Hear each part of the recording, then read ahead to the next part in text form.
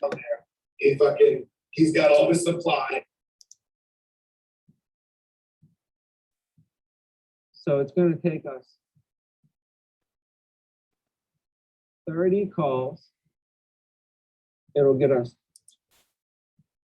calls, the phones. You got to learn how to handle the phones. The phones, it's just, it's a different animal.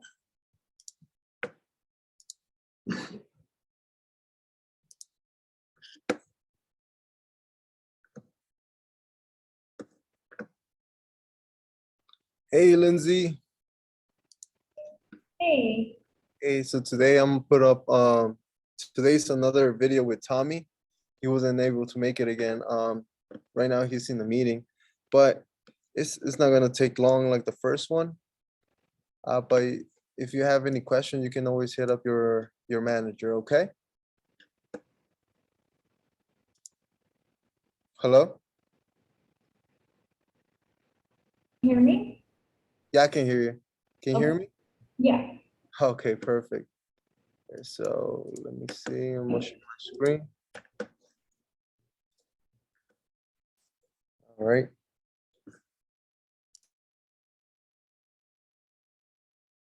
Professional like videographer, you know. Yeah, totally. I can go on the news, get it all set up. I'm like setting cameras up, setting microphones up, lighting.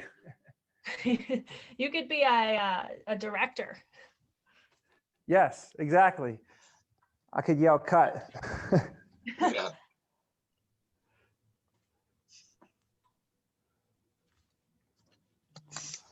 I just, when I have this board behind me, I just like to make sure that it's somewhat, at least, symmetrical, you know.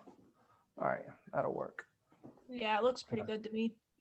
All right, great. We got a couple good markers, and I'm gonna just go with this off for now, and I think we should be able to still see the board okay if I need to dive into it, right?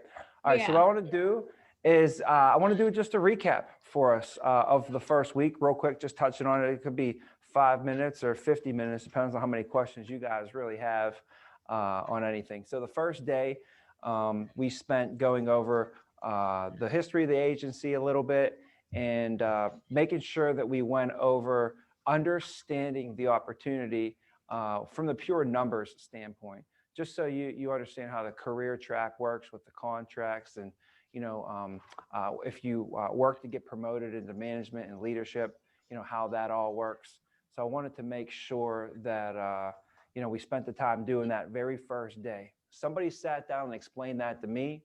And based upon the way that they explained it to me, I was able to, you know, navigate through my career a lot faster, more efficiently, just because I understood it a little bit, but I wasn't going in blind, right? So that's what we did day one. Day two, you guys should have spent time with Casey and went over the importance of activity. You know, there's a certain amount of phone calls you need to make. There's a certain amount of sit downs that you need to generate on a weekly basis. The importance of referrals on that activity, how you can generate more activity through referrals. That's what you should have went over on Tuesday, right? So just stopping there. Do you guys have any questions, comments, or anything around day one, day two? Any questions about any of your notes? You know, now that you maybe start applying it a little bit from your first 2 days of notes that you guys see, because you could ask them. I could try and, you know, get some of those questions answered for you. I didn't have any questions. Phil, did you have any? No, not so far. It's just chugging along. All right, good. We got Mason and Alex is here. What's up, guys? Guys? No? Okay. All right, pretty straightforward stuff so far. So if I could just reiterate a couple things then, is just understanding, you know, that when we make phone calls, first of all, the phones, you got to learn how to handle the phones. The phones, it's just, it's a different animal, you know, so you got to understand how to handle the phones. The phones is a pure numbers game. It's a pure numbers game. The way we can increase and get better numbers throughout our whole entire sales process from the beginning, when you make that phone call, when you talk to that person, when you book that person, then you got to see that person, you got to present to that person, and then you got to sell, and then they got to enroll at a certain rate, and I got to give you referrals, right? So that whole process, you can tighten it up and you can increase the percentages of like, man, instead of me making 20 phone calls, you know, or what is it? 15 phone calls to get one talk to, right? What if I can make 5 phone calls to get a talk to? That would be better, wouldn't it? And then every time I talk to somebody, what if I had to talk to 3 people in order to book one? Wouldn't it be better if I could talk to 2 people and book one? Wouldn't it? So what we have to do is find ways throughout this whole entire process to get sharper and sharper and sharper and increase our percentages and chances of success. So after you talk to somebody, then you want to book them, right? So let's say you increase that ratio. Now, after you book them, guess what you have to do? You have to get them to show up for that presentation, right? Well, if it takes you 3 people to get one presentation, you have to schedule 3 presentations to get one of them to show. Think how much more work you're gonna have to do, because it only takes me 2 presentations to get one to show. You know, you're doing 50% more work to get that same activity. Now, when you get someone to show, and there's certain tactics, techniques, systems, procedures, processes, all of those that go into having a higher show ratio versus having a lower show ratio. Some people may either not know what to do, maybe not do it the right way. They're doing the wrong things. They're doing the wrong things the wrong way. And that's why you're going to have a low show ratio. But if you can find out the people that have a high show ratio, what are they all doing? Okay, I noticed that this person does like X, Y, and Z. He does, there's 12 things that they do, and every time they book an appointment. And I noticed they do all those 12 things every time, but they also have the highest show ratio. You know what I would do? I would go get those 12 things, write them down, and make sure that I check them off every time I set an appointment as well, you know? So the key is there's certain things that you can do and that you should do that are gonna get you, for sure, it's pretty much proven that if you do this, you're gonna get this result. And if you don't do that, you're gonna get that result. And if you do this, then you get that result. So we wanna find out what are those certain things that we need to do and be disciplined, you know, to the very detail of those things. You can't just say, oh, I did it, but you did it sloppy. You didn't do it like the other person did it. You have to do it the detailed way.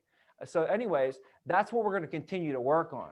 Every time we do this, you're going to get more detailed, more detailed, more detailed, more detailed. At first, you're just trying to tackle somebody when you're playing football. You're just trying to just tackle them. You don't care. Just get them onto the ground, grab them by the leg, by their whatever. But the more that you do it, the more you're able to see it happen, and the more you're able to actually do, you know, plan it out, do the proper, you teach it for, like boxing. If you went into a fight, you never knew box before, you would just be trying to throw a punch. But after you do it for a while, now you're getting more detailed with your punches, right? You're starting to think of how your hips turn in, where your footing is, where your head placement is. A lot of different things come into play when you start thinking the details of it. And then you could think of how detailed do you think Floyd Mayweather is versus an 18-year-old, you know, rookie? Just that's what happens in the business too, is you're going to get more detailed because you're just going to do it more. You're going to see things coming way before they come, you know? You're not even going to have to think. Like a boxer don't have to think. They don't even have to think. It's just like a natural reaction. That's how you're going to be with your presentation. And you're going to see, like a great boxer can see the punch coming a mile away. They can see these, like, oh, he's lining up a combo. And they already know it. You're going to know what the client's saying. You're going to be sitting there like, all right, I heard this one I heard this yesterday. I heard it earlier this morning. We heard it in training class. Well, you're telling me right now, I heard it a million times. So I'll listen to it. And you're going to listen to whatever they say because you don't want to cut them off. let them say whatever they want to say, let them get it off their chest, and then you just completely just come back with them with the trained rebuttal that we taught us how to handle, and we flip someone who, doesn't want something into someone to get something. So the point of it is we're going to have to find, over time, ways to get a better show ratio. And when you see people, you want to have a better closing ratio. And when you close people, you don't want to have a low ALP per sale. You want to have a higher ALP per sale. So the longer that you're here, the better you're going to get at lining up higher ALP per sale. Gio didn't always close at 2,200 ALP per sale. He didn't. When he started out, he could barely close a sale. Then he started closing sales, but they were average, 600, 700, 800 ALP, maybe 1,000.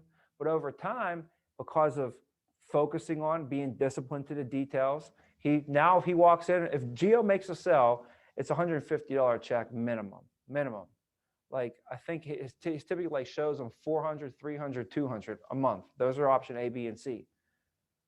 So if here's your three options, you got $100 a week, $75 a week, or $50 a week.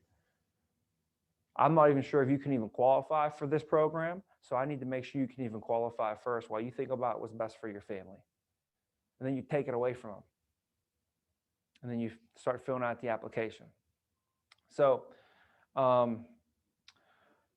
the ALP per sale. And then what's after that is referrals per sale. The referrals per sale. And the more you're here, the longer that you're here, the more referrals per sale you get. Do you see how it can just literally, when you increase every percentage a little bit along the way, it adds up to be a big percentage at the end. So the numbers, let me go over average numbers. It takes average right now 30, I believe 30. Yeah, it's 15 and 30. So it takes about 15 calls to get one talk to. Okay. And it takes 2 talk tos to get one set. So let me put it on the board a little bit better. So first you have to make what? A call. Then you have to get what? A talk to. So it's going to take us 30 calls. It'll get us 2 talk tos. 2 talk tos will get you one set. So if you know that you need to have at least 20 set a week,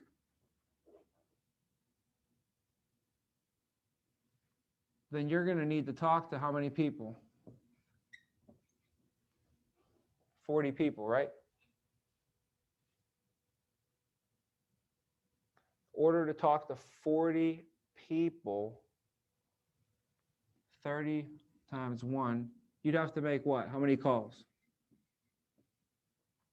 That's 600? Does that seem right?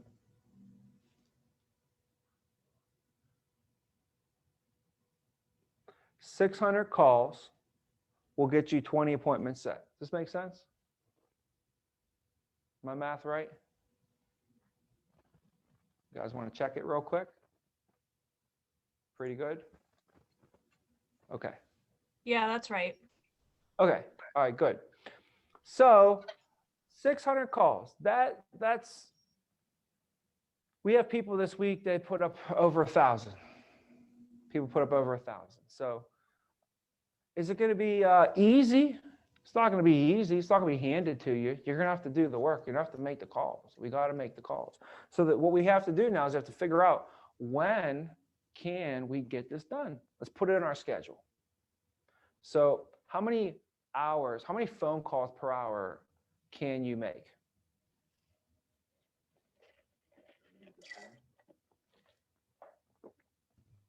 No, average, on average. You're calling all week. How many phone calls per hour did you get this week? 40 phone calls per hour? 100 per hour. So the average, okay, it could be 30 to 40. So I like to use 25 just to make sure, just to under promise, guys, right? So if you can make 25 calls in 1 hour, which you should be able to make more, but if you make 25 calls in an hour, then we would take 600 calls and divide that by 25. And that'll tell us how many hours that we need to call. So 600 24. divided by 25 is 24. 24 hours. So we need to call for 24 hours. Okay. Now, when can we do this? We got Monday, Tuesday, Wednesday, Thursday, Friday. Monday, we can call from 4 till 9. That's always been the best time for us to call American Income. Monday, 4 to 9, that's prime time. That's when we get it in. That's when we call. Now, you can also call earlier in the day, though. Have all morning, all afternoon to get some extra calls in on a Monday. But so far, we're at 5 hours. Thursday, we typically call 4 till 9. That puts us another 5 hours in. So we're already 10 down. Now, on Tuesday and Friday, Monday night, we called Monday night. Okay. But we still have, we have all day Tuesday and Wednesday to go see clients.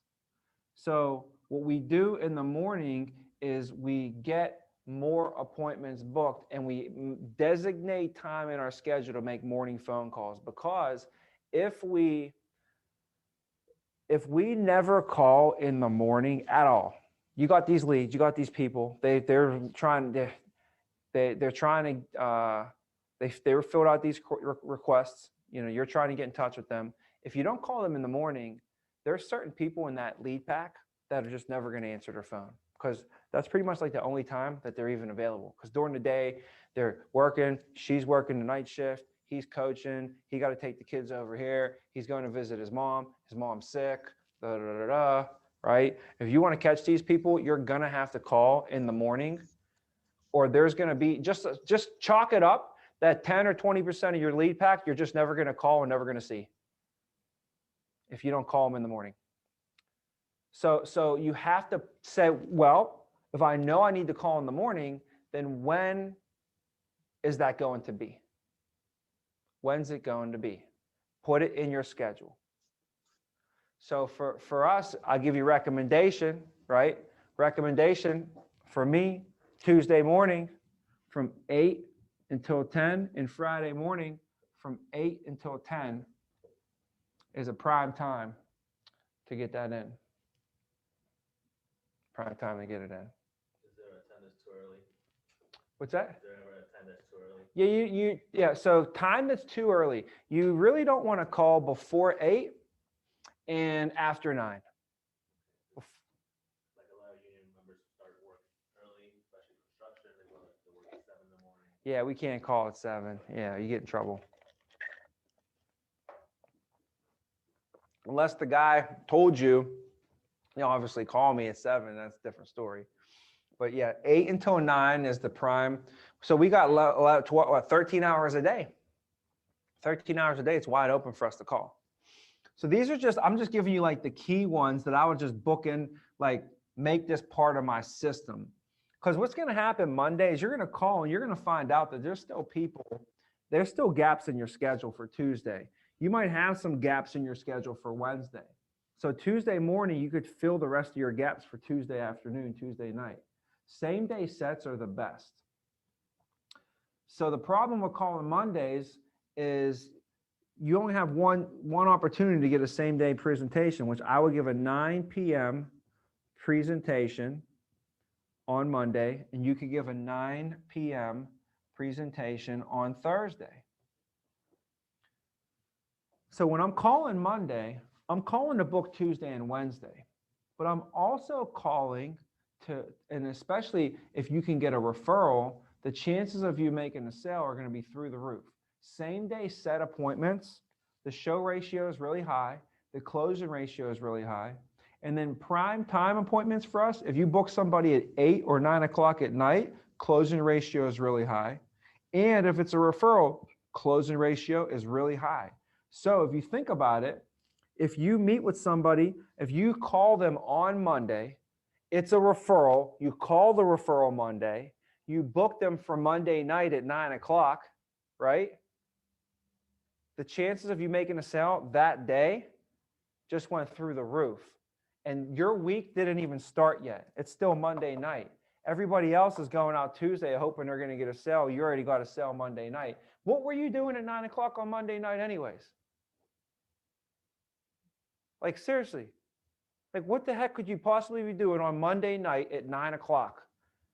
If you're at this office, you're probably getting your stuff, packing it up and just driving on home and you're going to go to bed. So why not stick around for an extra hour, make $1,000 real quick and get one of your presentations out of the way for the week, you know, and top off your call night and get a bunch of momentum going into the week. So I would go the extra mile on Mondays now, which I never had the ability to do this. I would do this if I didn't have the ability to do this. I had to be in call night on Monday nights. So Monday night, call night ends at 9. Thursday night, call night ends at 9. Guess what I have Thursday night lined up? PM. Got a 9 p.m. lined up for Thursday night, call night, right? Everybody's going to get beers. You're out here, get your deal built. The other times when we could call, how many hours is this now? We just added 2 on Friday, 2 on Tuesday, 8 till 10 a.m., 8 a.m. till 10 a.m. on Tuesday, 8 till 10 on Friday. So we're going to add another 4. Right? So now we're at 14 hours for the week. So we need to call for another 5. Well, Wednesday afternoon from like 11 till 1 is a prime time situation to call. Well, so Wednesday 11 till 1, add another 2 on there, puts us at 16 hours. And then on Monday and Thursday, you'll notice that people come up here and make phone calls in the mornings on Monday and Thursday. And a lot of them will call like right around 11, 12. They'll call through lunch. So what usually a lot of people do is they'll give themselves 2 or 3 hours of call time here on a Monday. So they'll put 2 here, 2 here on a Thursday afternoon. They'll come in before phones, make some phone calls. They'll call in the morning. So you can get phone calls, 2 hours of phone calls in the mornings here. You have all day Tuesday, all day Wednesday, all day Friday, and all day Saturday, okay? You're going to be in the field all day Tuesday, all day Wednesday, all day Friday, all day Saturday. You're going to have appointments lined up. So you might have one at 2 o'clock, one at 4 o'clock, one at 6 o'clock, one at 8 o'clock, one at 9 o'clock. You might got, an extra one. You got 2 booked at 4 or something. So you got 6, 7, 8 appointments on your schedule for the day. Well, you go through your day and the 2 o'clock ends up not being there. And your next appointment's not till 4 o'clock. So what do you think you should do? Make some calls, right? So what you do each day is you want to be able to put in 50 to 100 calls a day during the field. So when you're out there in the field, this ain't counting in the morning. This is when you're out there in the field. You put in 50 to 100 phone calls a day. They would say 100 a day. 100 a day will keep the bill collectors away.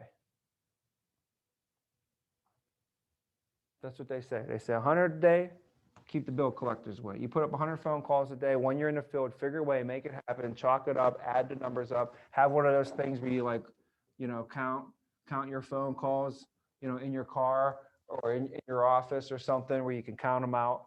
But yeah, so by putting up 50 to 100 phone calls when you're out in the field, that's going to take about 2 to 4 hours in the field during the day. So while you're out in the field, you should, even if you just do 2 hours per day, that's another 8 hours of calls. 8 hours on top of the what?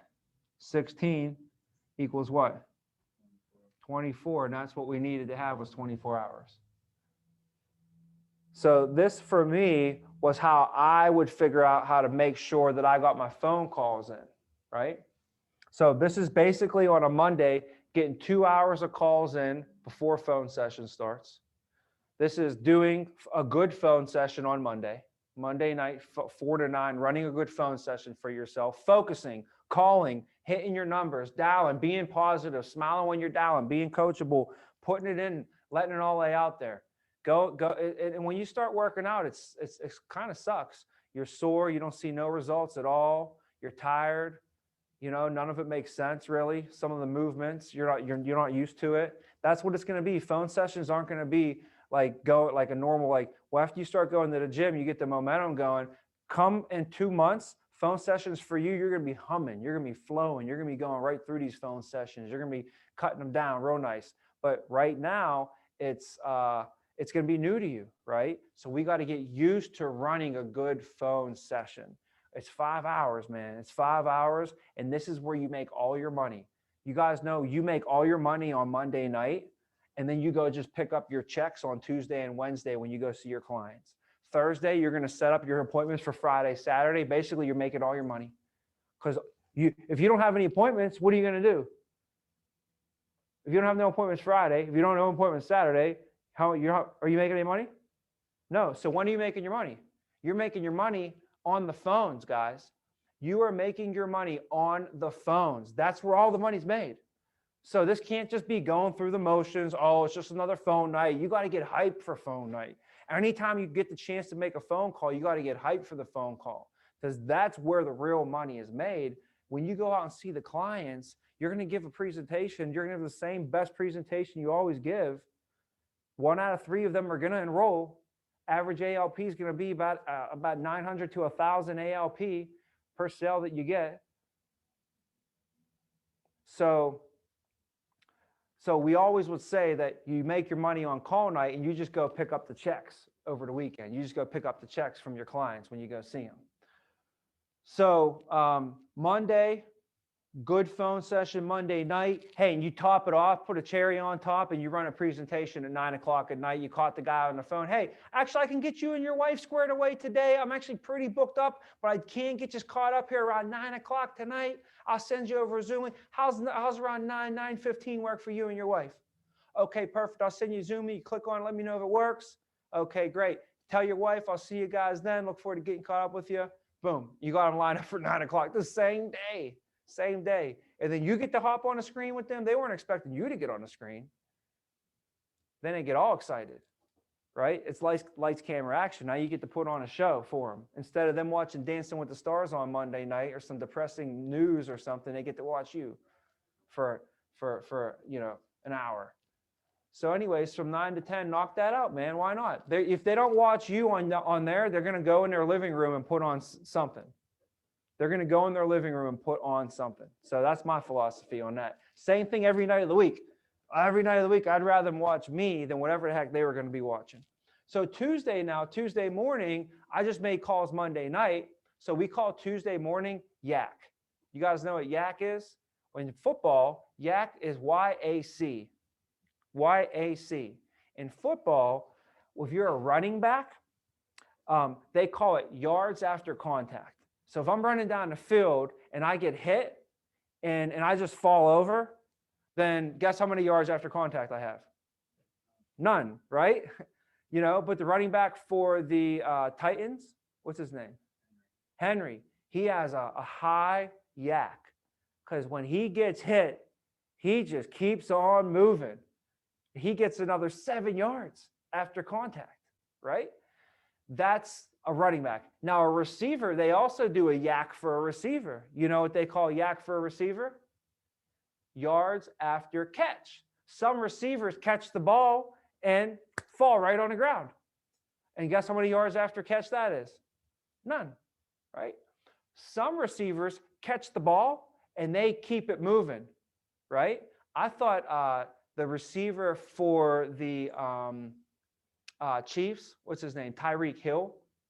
I thought he would be like high on the list. We checked it last time I talked about this, and he wasn't. Actually, I was surprised. But like you would think a guy like Tyreek Hill, he catches the ball, and after he catches the ball, he goes 40 yards down the field. You can't even touch the guy, right? He keeps it moving. He don't just catch the ball and fall over. So some people in his business, you won't believe it, but they'll only show up for call night, and they'll only call during call night, and then they don't do nothing else, right? They don't go for that. We call this your appointments after call night. That's yak. You want to know what yak is? Y is your, and then A is appointments after call night. Yak. So how many appointments do you add after call night? Or do you just call till 9 o'clock on Monday and only run those appointments on Tuesday, Wednesday? Do you add more appointments after call night?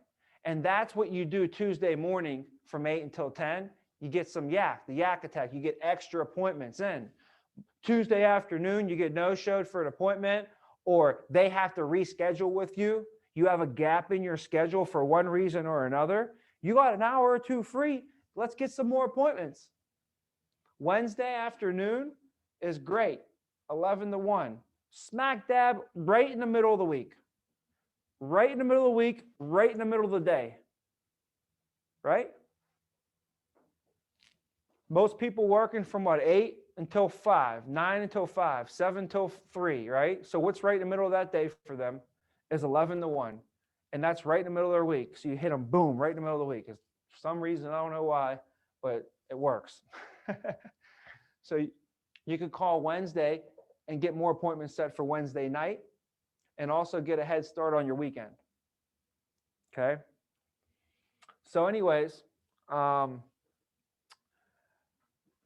we execute this plan. Thursday, Wednesday, you're in the field making phone calls. Thursday, we have phone session, hit at 9 o'clock. Friday, call from 8 until 10.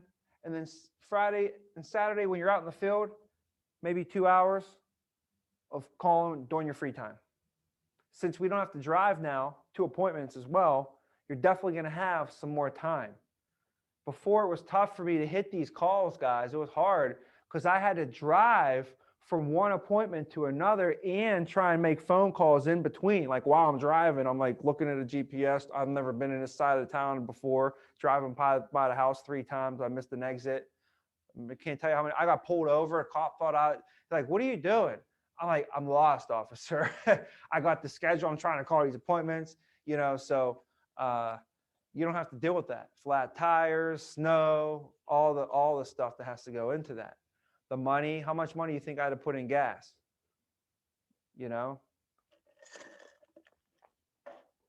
Okay. So does this make any sense?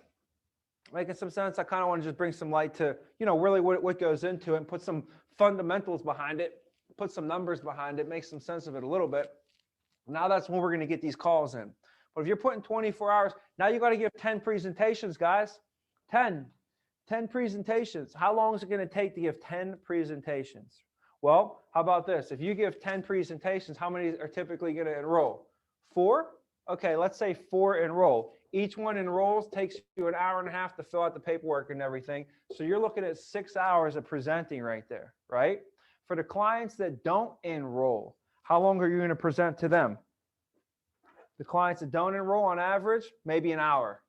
Okay, so you got 6 left. 4 of them said yes. It took you an hour and a half each. That's 6 hours. 6 of them said no. They took you 1 hour each. So it took you 6 hours. So that's a total of what? 12 hours of presenting. 12 hours of presenting.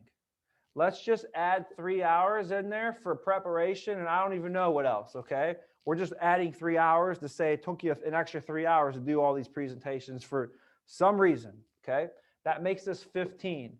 So we know we have to put 24 in on the calls and 15 in on the presenting. That's 39 hours for the week, right? 39 hours for the week. Done right. Executed skillfully like a professional. Now, you can't say I want to get professional results, but you don't want to do what professionals do, and professionals do what professionals do. So you got to figure that out. There's like 70 million things that they do. You got to get them all right. You know, they work hard, they show up late.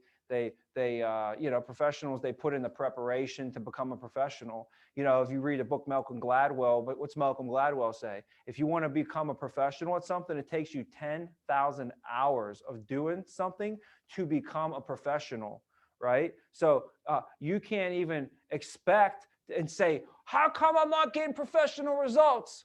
Well, because you're not executing like a professional, because you haven't prepared like a professional, because you didn't put 10,000 hours in yet. That's all. So let's just understand it's not going to happen in a day. I can't make you a professional at this business in a day. Well, we can do this daily, but you have to understand it does take time. And mathematics is the path is what? How many times did I say it this week already? The path is all what? Oh my goodness. The path is all what? The path is through the obstacle. The path is all math. You guys. The numbers. No, it rhymes. It even rhymes. How'd you guys forget? I made it rhyme all nice and nice for us. The path is all math. What did we just go over? What do you think we just went over? Was that math? We just went over math. I've been going over math this whole time. Phil, he hates math. He wants me to call him and go over a private math session. I don't mind math. I would do math with you guys on Monday too, didn't I? It was a lot of numbers, but I swear I'm very numbers driven, and it's all math though. It really is. And if you can understand that, you can just figure it out a lot easier, you know? So, what the heck were we just saying? Professional. Oh, so here's what a professional is. A professional is 10,000 hours. How long is it going to take you to get 10,000 hours in at something, right? Think about that. You only got so many hours in a week. So here's what I figured. I said, if you do 40 hours a week times 50 weeks is how many hours? That's 2,000 hours in a year. So if you do 40 hours a week and you do that for 50 weeks, you just did 2,000 hours. And you need how many to be a professional? 10. So how many years would it take? 5. Make sense? It would take you 5 years. So 5 years from now, you can say, oh, I'm a professional. Start paying me like a professional gets paid. But what are you professional at? That's the thing. Like, you could be a professional in this business, and then you're going to get paid what professional people get paid in this business. You can also go be a professional baker, right? A professional baker doesn't make the same as a professional sports car driver, and doesn't make the same as a professional doctor, doesn't make the same as a professional baseball player. You got to choose your profession, right? And then you can't get mad that the professional insurance agent is making more than the professional dentist. You just can't get mad. You chose to be the dentist. We chose to do insurance. They put 10,000 hours in there, they make 180,000. You put 10,000 hours in here, you make $250,000. Right? You can't get mad if you, but I'm a professional. Yeah, you're a professional baker. You know? So the whole point of it is what can we do to speed this up? That was what I was like, I don't want to wait 5 years. I said, well, what if I do, check this out. This is crazy.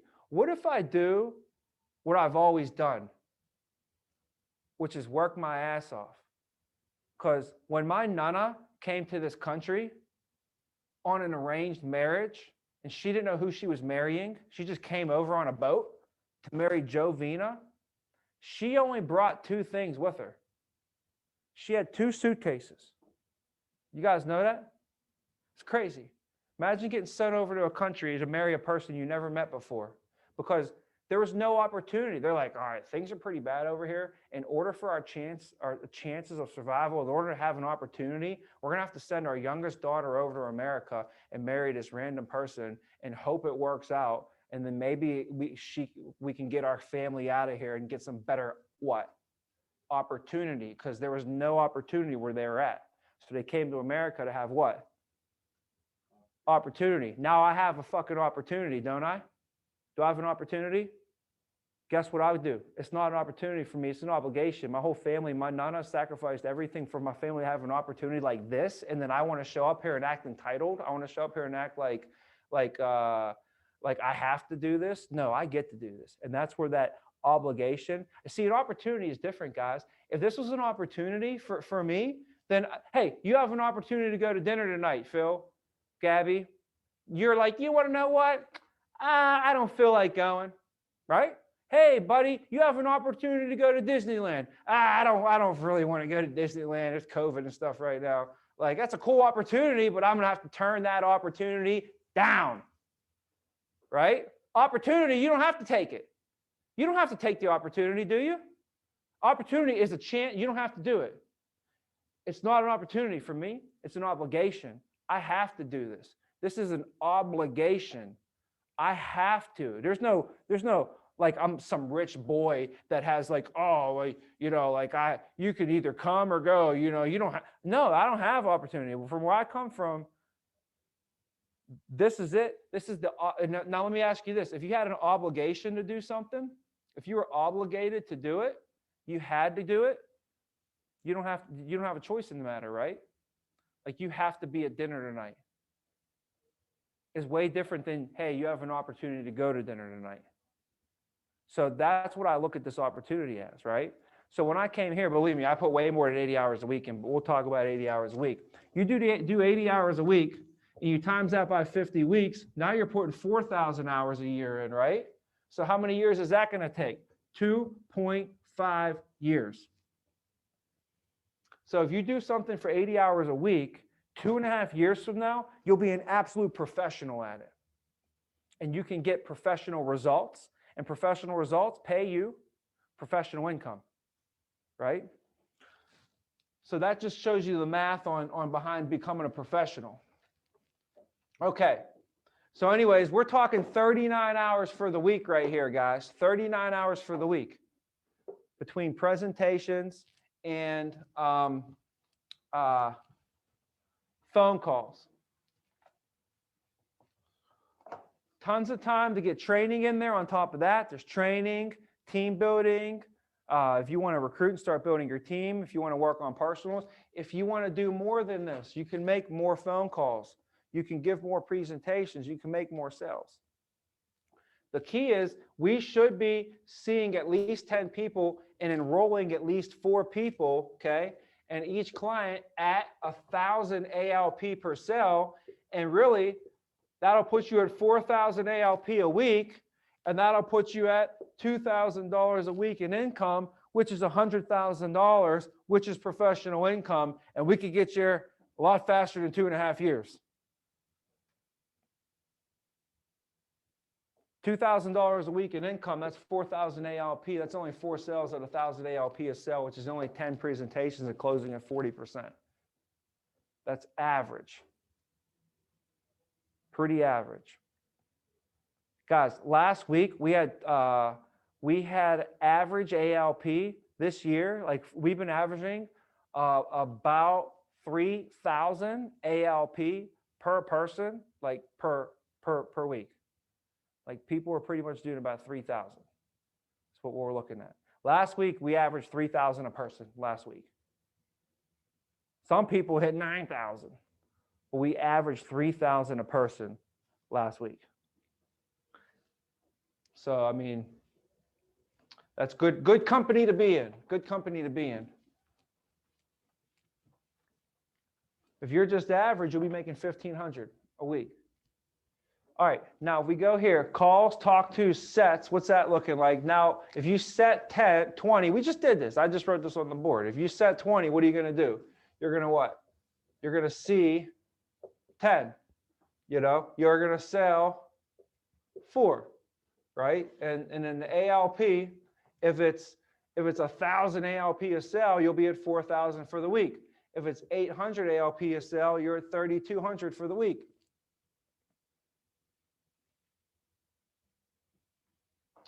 Only thing we didn't talk about on here would be referrals. And referrals can really change the game. Did Casey go over to referral tree? Did you go over to referral tree? Yeah. Yes. Okay, good. That's one of the first things that I was taught when I got into this industry is my boss, leader at the time, took a whiteboard and basically just drew this tree. Did you guys draw the tree in your notebooks? A little bit? Sort of, kind of. Kind of, yeah.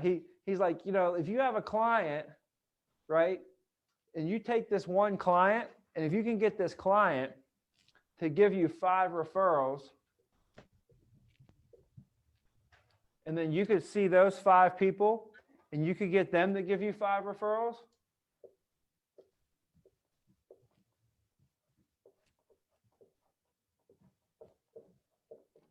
You could imagine, you know, and then you get these 5 people to give you 5 referrals.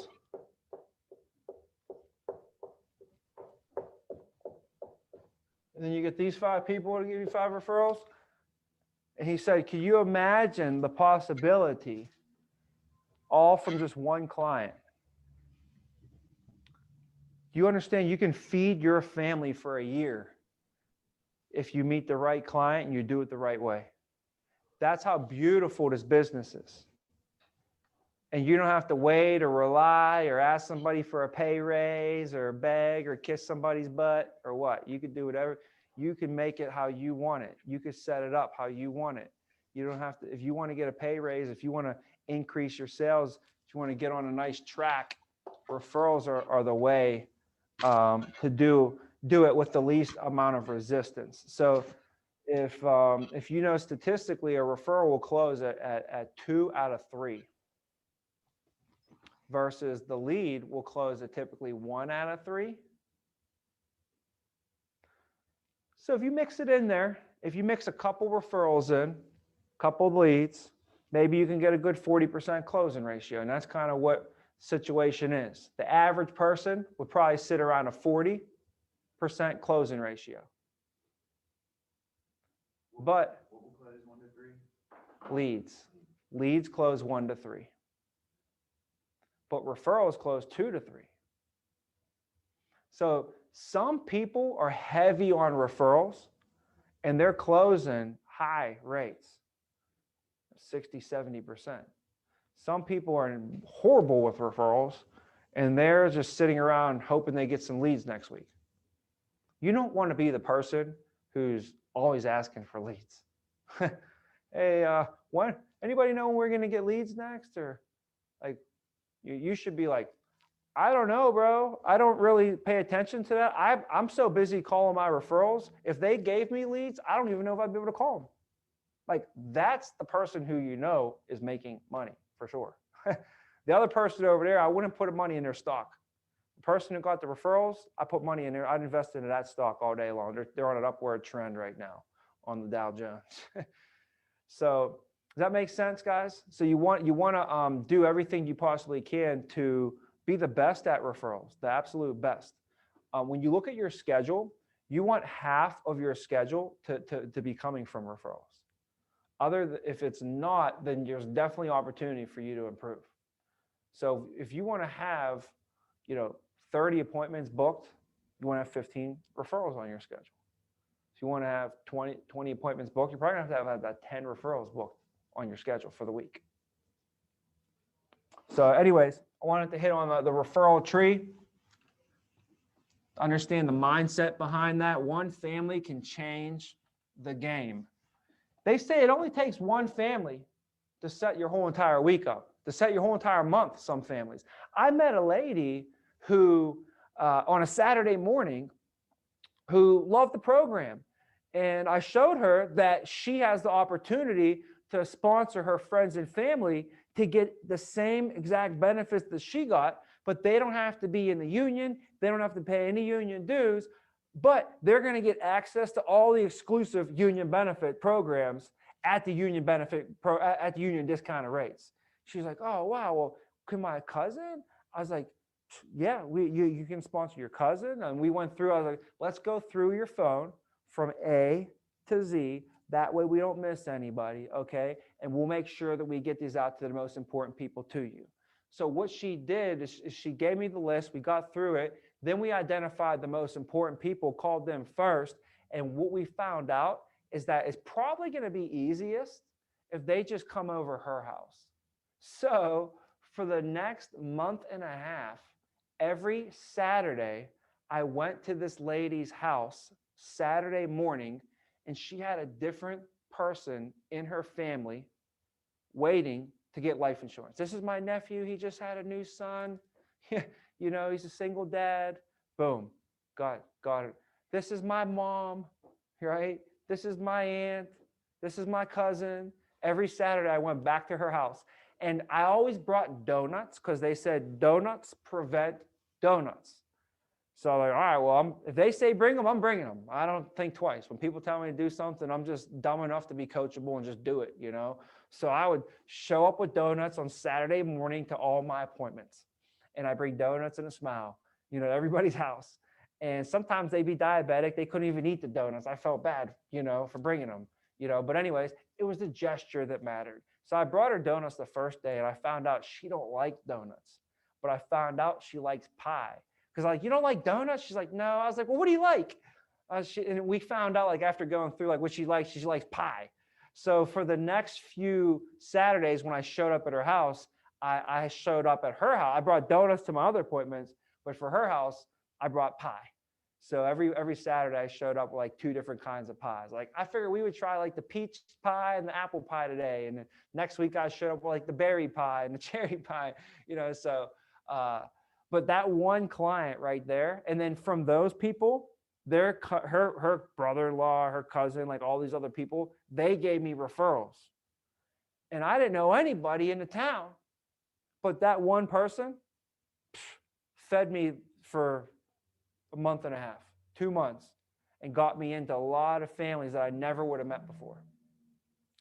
Be thankful for the leads. I never got a lead in my life. If I wanted to get business, guys who had to get the business? Me. I had to go get it. I had to go find it. I had to call, figure it out. Friends, family, relatives, walk through the mall, drum up conversation with this guy, go into a business, you know, go take people to lunch. I had to figure it out. So when I got the leads, man, I was able to really be appreciative, and because of that, I maximize the resource. You know, like somebody who don't do this business, they're like, you know, let's say you never experienced what I experienced. I experienced 3 years of being in 100% commission sales business with no leads. Go out there and figure it out, Tommy. Like, go figure it out. Me and Mason were watching the Animal Planet the other night, right? And the leopards, they had these leopards, and like the leopards were like 1-2 years old. And like even though he's only 1 year old, his mom is no longer going to be able to help him, and he is now on his own, and he got to go figure out how to eat, right? That's how I was. They were like, all right, go figure it out. And I'm like, what do I do? I'm like, go hunt, young one. I'm like I didn't know what they gave me, like nothing, no resources or anything. So I figured it out. I made it happen. But when I came here, they're like, oh my, I couldn't believe it. Like, oh my God, you got leads? You call these people to answer, and then they schedule an appointment with you. You don't have to argue with anybody. Like, this is nuts. You don't have to call them back 16 times to get an appointment booked.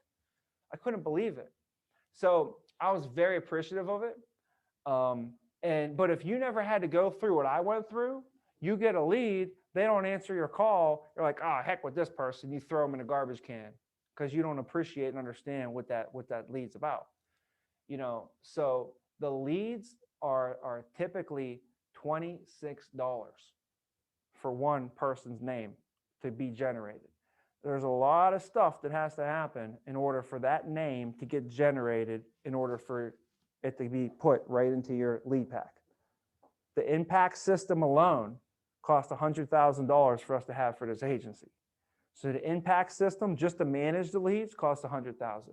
Then if I give you 100 leads and there's 26 leads in there, guess how much that costs? There's $2,600. How much did you pay for it? How much? Nothing. You didn't pay anything for it. So what you got to do is just make sure you understand that and you appreciate it, and that you do everything you can to exhaust. And you say, you can't only call them from 5 to 9 and then think they don't ever answer. You got to call them at different times of the day. We got to try different things, with them as well. Times it by 100, not 26 a lead. So it'd be $676. No, it'd be $2,600. $26 times 100 leads. I thought you said 26 leads. No, not 26 leads. I wouldn't give you 26. I'll give you more than that. Right? Yeah, but the point is, guys, we're not going to stop that. That's always going to happen forever and ever and ever. And we have an endless supply. There's just so many. We could go get more like that. Okay? So we're going to continue to grow, and we will never ever run out of leads, like ever, ever. So just so you guys know, like there's plenty of room for you to grow and for us to just keep on going. But yeah, so that's a lot on the activity side of things, man. I think the referrals are something that if you wanted to get an edge for yourself, that can be your little edge that you can get, because everybody's going to get the leads. Everybody's going to get them, right? So if you're calling him, he's going to call him. You're pretty much going to, if you max it out and you max it out, you're both going to get pretty much the same results, So if you want to get an edge on that person, you're going to have to find and pull something up your sleeve. And every single week, if you can, the referrals are going to be the thing that sets you apart. Guarantee it. The referrals are what sets the top people apart, And referrals is a great sign that you're doing a good job at your business. Like you're so darn good at your business that all of your clients are telling everybody about it, and they're telling everybody they got to go see this guy. They got to go see this girl. That's a great sign that you're just doing a good job. And it solidifies your current business. If I sell, Mary, and then Mary introduces me to her brother-in-law or her brother and her sister, when her brother-in-law or her sister or her cousin or her friend or her teammate from college, and now I got 3 of her people all into the program. So now when I call Mary, I can also talk about them. She's not going to ever cancel. Why would she cancel? She told them to get the stuff, and now she's canceling it? She can't do that. So, and what people do, like when I bought an iPhone, I wanted someone else to buy an iPhone and then tell me it worked awesome, so that I just felt like I felt good about my purchase, So like if you go sell Mary's brother, and then Mary's brother is like, oh yeah, I just met with Gabby. Thank you for sending her over. She did a great job. Mary's thinking like, I knew it. I knew I made a good decision. Yeah. And that solidifies the deal with her. She never wants to cancel. And then they're all involved. So the retention on that business is great. And the propensity to get referrals from referrals is better. So like I meet with a lead, and the way I met with the lead is through them filling out a card, right? So that's the way that they understand this to work. Like, so people fill the card out, then you come see them, right? But then I get a referral from that person, and I go see the referral. How's the referral think it works? The referral's like, oh, so Mary referred you to me. That's how you got here. Oh, so I got to refer you to somebody now too, right? So it's harder to get the referral from the lead, but a referral from a referral is a lot easier to get, and for many different reasons, it's better. It's absolutely better. So you can't just get referrals and stop. That's when you sink your teeth in, you smell blood, when you get the referral, if you get a referral, hallelujah. And then the referral booked with you, yes. And then they actually sat down and you presented to them, this is great. Then they buy from you, you have to get referrals from that referral. That is the ultimate right there. That's how you can really unlock things for yourself. Telling you guys. So, so that's some of that kind of stuff. On Wednesday, you guys went in with Drew. No, actually, I'm sorry. Wednesday, you had Vince, right? Vince on Wednesday. And Vince went over the beginning part of the presentation, went over rapport building and that kind of stuff. Did he go into playing the first video? Or did Drew get into that? Well, point of it is, one thing that they went over with you that they should have went over with you is explaining to the client why we are here. So let's say you had to give a presentation right now. First thing you do is you pull up the Zoom, right? They pop on and you say, hey, how you doing? Make a joke or two, get them to laugh, smile, right? Then you're going to pull up the screen. It usually says who we are. And it's like a nice little screen. It shows who we are, AM Best, great company, all that stuff. Then you'll pull it down, build some rapport with them. How long you lived in the area, your family's big family, where do you work, da, da, da, da. After that, then what do?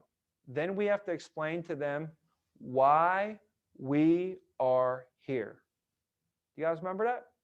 Why we are here. Okay. And this is where you say to the client, you want to say, now, Joe, the reason that we are here today is that your president, John Smith, contracted through our company to make sure that you and all the other members have guaranteed permanent life benefits. The problem and concern that they're running into right now, your organization, the Steelworkers Local 784, plus there's over 30,000 other unions and organizations that we work and service. The problem that they're running into is that all the members of these organizations typically have group benefits. Now, Joe, when you work for a company, most companies give their employees workplace benefits, right? Well, at least most companies do. Say, yeah. I say, well, what typically happens to those benefits if you ever leave that company? Let's say you quit, get fired, or retire. What typically happens to those benefits, Joe?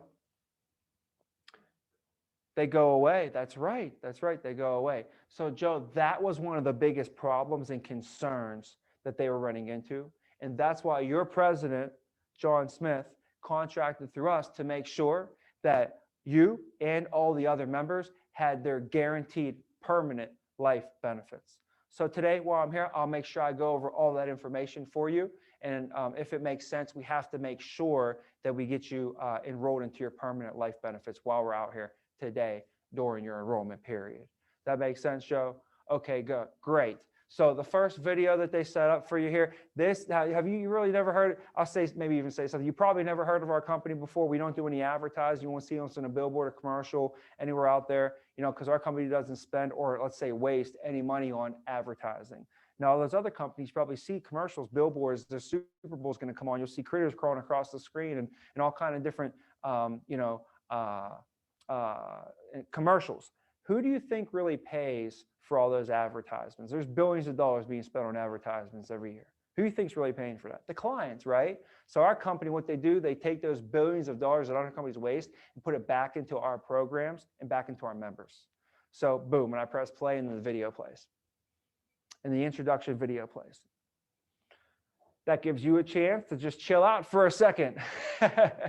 Right? Gather your thoughts. Like, okay, where do I got to go next? As soon as the video is done playing, I'm going to have to go in and explain their accidental death and dismemberment certificate or whatever that next step is. It gives you a chance to get yourself organized, composed, and get ready because you're about to go over all the no-cost benefits next. that make sense how that flows? Because then Drew on Thursday went over and just keep in mind, you have to make sure that you hit home with that, because at the end, you do not want them to tell you, I don't need this. And the reason they say that, and you say, well, why don't you need it? And they're saying, because I already have this stuff through work. You're going to feel like, oh, what? How could you? So if you explain it to them up front, and I said to them, what happens when you quit, get fired, or retire, Joe? What happens to those benefits? And Joe goes to me, what? Well, you lose them. Wait, I didn't tell him he loses his benefits, did I? He told me he loses his benefits. Didn't he tell me? If he tells me, it's way better than me telling him. So at the end, they're not going to be giving you this, well, I don't need this because I already have stuff through work. No, we clearly went over this at the beginning, that the main reason that I'm here today is because you have stuff through work. That's why we're here. That's the problem. The stuff through work is the problem. That's why we're here. So they should never give you that rebuttal. Does that make sense? What's pretty cool. So you're almost using it like you're flipping it. So now, after that, Drew went over the no-cost benefits. He went over the no cost. So, you know, with the no-cost benefits, it's just a great opportunity to build value, to show that you're a professional, and to show that you care. They don't care how much you know till they know how much you care. Sure, you built some rapport, which is great, and you're here to protect their family, right? How can you say you're here to protect your family? You care about protecting my family, but you never even asked me a question about my family, right? That's not adding up. So you got to make sure you build rapport. Make sure you ask them some questions about their family. If you meet with a grandparent, number one grandparent rule is what? If they're a grandparent, that means they have what? Grandkids. Number one rule is what? Oh, you got any pictures? Do you have any pictures of the little guy? And of course they got pictures, right? Oh, could I see? And then make them get up. If you're on the Zoom, make them go get it. If I'm in their house, they get up. They'll go get it, or they'll have them on their mantle. I'll get up and I'll walk around their house with them. Like, oh, so this is the little one? He ain't even that little. He's big, 3 years old. Holy cow, man. You got to be proud of him, you know, whatever. And what you do, you got to think how proud a grandparent is of their grandkids. It's the joy of the world for them, man. Nothing makes their heart sing more than those grandkids, man. So if you can string a chord like that, and they can see it in your eyes and they can hear it in your voice that like you're actually feeling empathetic with them, you feel it, you know, and they can tell, that makes a big difference for these grandparents. So I'm telling you, there's two rules. You have to say, can I see a picture? And as soon as they say a picture, you got like, oh my gosh, how cute is that? What an adorable picture. Where were you guys at when you took that thing? That got to just warm your heart, Sally.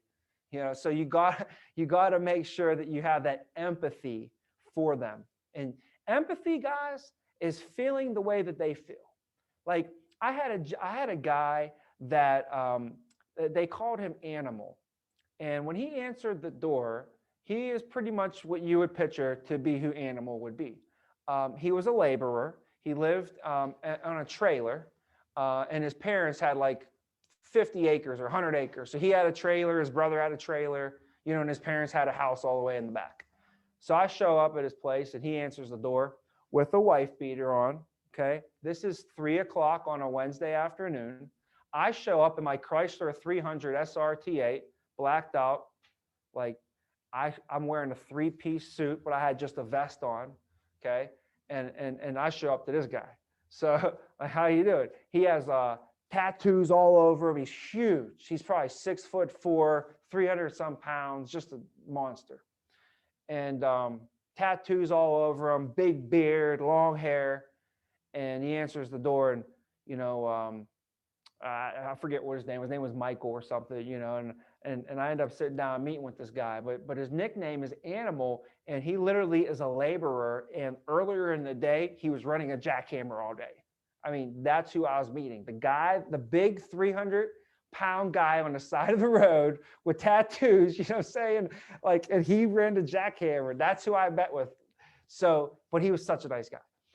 He was so proud because his son did karate competitions, and his son jumped up in the air, did like a karate kick, like a straight out of a movie. It was like picture perfect. He had a picture of it, and and the dad was holding the board, and the son was breaking the board, and he had a picture of it and the son's trophy. But he was telling me about it, and I could see how proud he was. And I was like, "Do you have do you have a picture of this or something?" He's like, "I do."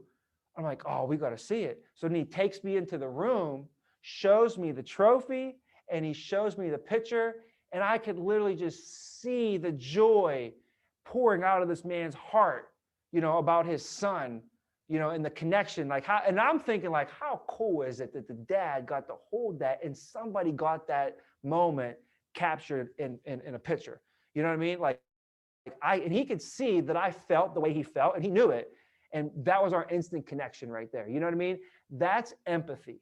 That's something you can't almost teach. You can teach it to a certain degree, but you got to understand it to a deep level of really what you're connecting on. And it's like you can't even almost say words. Like you can say words to show you're empathetic, because you know what empathy is, guys? Empathy is I feel the way you feel. You know, I feel you. Like, so you can literally say that. You can say, I can understand how you feel. Or you can say, I feel you. I feel you, bro. Like when you say that kind of stuff, that means what? That means you're like, if they feel pain, you feel that pain, man. If they feel joy, you feel that joy. If you feel pride, you feel that pride. If they're worried, you feel their anxiety. You know, that's empathy. Now, there's other two things. There's called apathy. Apathy means what? You don't feel nothing at all. Apathy, I don't feel nothing. I'm apathetic towards it. I have no feelings. Apathy. Sympathy means you feel what?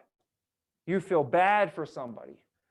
You know, you have sympathy for somebody means you feel bad for them. When you have empathy, you feel the way they feel. So the thing that most top salespeople have is empathy. Empathy. The ability to not only feel the way the clients feel, but to communicate that as well. Because Mason could be sitting here telling me about a situation he's really proud about or he's really sad about, right? And I'm sitting here thinking like, man, I can feel the way he feels, man. I feel him, right? But I never communicate that to him. I never communicated to him, right? Or I don't communicate it properly to him, then it does no justice. So the key is you have to feel the way they feel, and you have to communicate that to them and let them know. Like almost reach across the table, grab them on their arm and say, hey, man, I feel you, dude. I can definitely understand where you're coming from. You know, that's that connection, right? Key to that, and it's hard for us to do, but when I walk into somebody's home, I would always say, so Mary, would you like me to take my shoes off or should I keep them on? What would you prefer? My mom would kill me if I just stomped through your house. And she would, oh, you could keep them on. But I wasn't even talking to Mary, guys. I was talking to myself. It was a personal reminder, Tommy, that it's a metaphorical thing.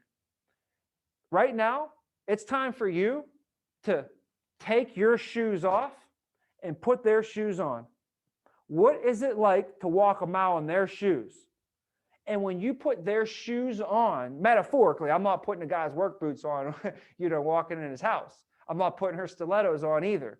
But you see what it's like to walk a mile in their shoes, and you visualize like, what's it like to come into a house like this, to wear those shoes, to go to that work, to drive that car, to eat dinner at this table, you know, blah, blah, blah, blah, blah. You're able to relate to them a lot more. It's harder to do that on Zoom. So we have to be better at relating to people and putting ourselves in their shoes and painting a picture of what it's like to be them, you know? So that's the advantage of going to the homes, but there's a lot of disadvantages to it as well. So anyways, guys, we could break for today. That was everything I wanted to cover with you. Great job on this week. You guys are doing great. You're doing phenomenal. Keep it up. By the end of next week, It'll all start making sense even more. Some stuff might not even make any sense right now, guys. Just keep with it. I promise, when you're saying your ABCs, we got to get all the way to Z before it makes sense. So right now you might only be halfway through the alphabet or something, but we'll help you connect the dots. And I think, by the end of next week, we'll be going into the 1st of February, right? By February 1st, you're going to feel pretty good with your presentation if you keep doing the reps. Then if you're able to get released get out on your own on your 1st, or maybe you can get out on your own on 8th, the 1st or the 8th, maybe mid-February, you're comfortable to do this on your own.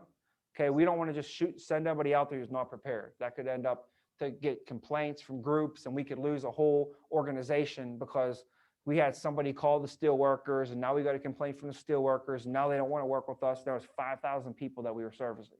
So believe me, we're not here to just say, all right, hey man, your training is up. Good luck, man. Good luck.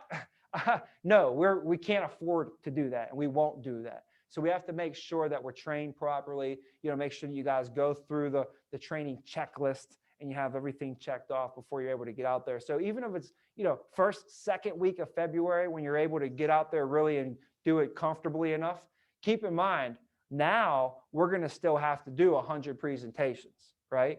So, you're going to be looking at probably March, April, or May as your first 3 key months of your career, up until then.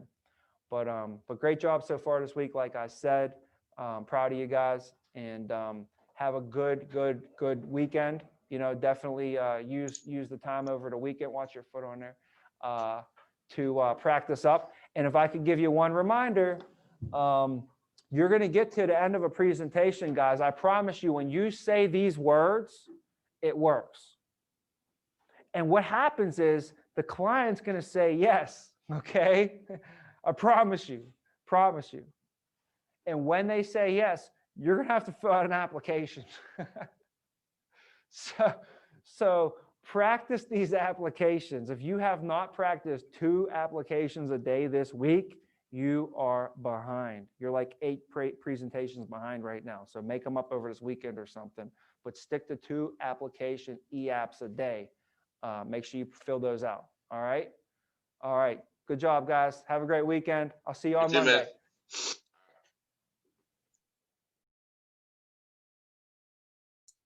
All right, Lindsay, that's it for today. Good job. You did week 1. There's just 1 more week next week, and you'll be out there making calls. And, I'm not sure what they're doing with you right now with your team, but yeah, if you have any questions, you can feel free to ask your MGA, which is Josh, right? Yeah. Okay, awesome. Well, then I'll see you later. Okay, sounds good. Thank you. All right, no problem. Go ahead.